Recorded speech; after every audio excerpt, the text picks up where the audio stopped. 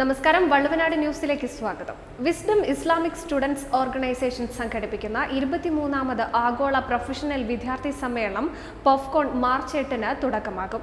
3 ദിവസങ്ങളിൽ 7 വേദികളിലായാണ് സമ്മേളനം നടക്കുക. പ്രൊഫഷണൽ വിദ്യാർത്ഥി സമൂഹത്തിന് ദാർശനിക മൂല്യങ്ങൾ പകർന്നു നൽകുക, സോഷ്യൽ മീഡിയ ദുരുപയോഗം, ലൈംഗിക അരാജകത്വം, തീവ്രവാദ പ്രവണതകൾ, വിധ്വംസക പ്രവർത്തനങ്ങൾ എന്നിവയ്ക്കെതിരെ ബോധവൽക്കരണം നടത്തുക, സാമൂഹിക സാംസ്കാരിക രംഗങ്ങളിൽ പ്രൊഫഷണൽ വിദ്യാർത്ഥികളുടെ ഗുണപരമായ പങ്കാളിത്തം ഉറപ്പുവരുത്തുക, പ്രൊഫഷണൽ വിദ്യാർത്ഥികളുടെ കഴിവുകളും മികവുകളും രാജ്യനന്മയ്ക്കും സാമൂഹ്യ രംഗത്തും ഉപയോഗപ്പെടുത്താൻ പ്രേരിപ്പിക്കുക തുടങ്ങിയ ലക്ഷ്യങ്ങളോടെയാണ് പോഫ്കോൺ സംഘടിപ്പിക്കുന്നത്. മലയാളം, ഇംഗ്ലീഷ് ഭാഷകളിലായാണ് സമ്മേളനം നടക്കുക.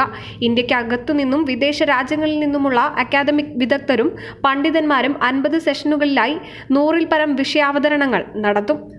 കേരളത്തിനകത്തുനിന്നും പുറത്തുനിന്നുമായി 6000-ൽ പരം വിദ്യാർത്ഥികൾ, പ്രൊഫഷണൽ വിദ്യാർത്ഥികൾ രജിസ്റ്റർ ചെയ്ത് കഴിഞ്ഞിട്ടുള്ള ഈ ഒരു 3 ദിവസ സമ്മേളനം വ്യത്യസ്ത വിഷയങ്ങൾ ചർച്ച ചെയ്യുന്ന സെഷനുകളായിട്ടാണ് തിരിച്ചിട്ടുള്ളത്.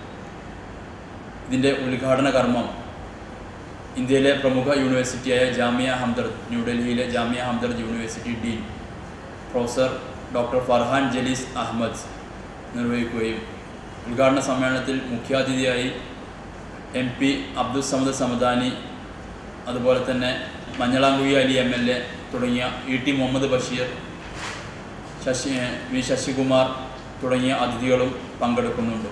വാർത്താ സമ്മേളനത്തിൽ doctor Naseef PP, doctor Abdul Nasser, Anwar Sadath എന്നിവർ പങ്കെടുത്തു. News desk, Valluvanad news.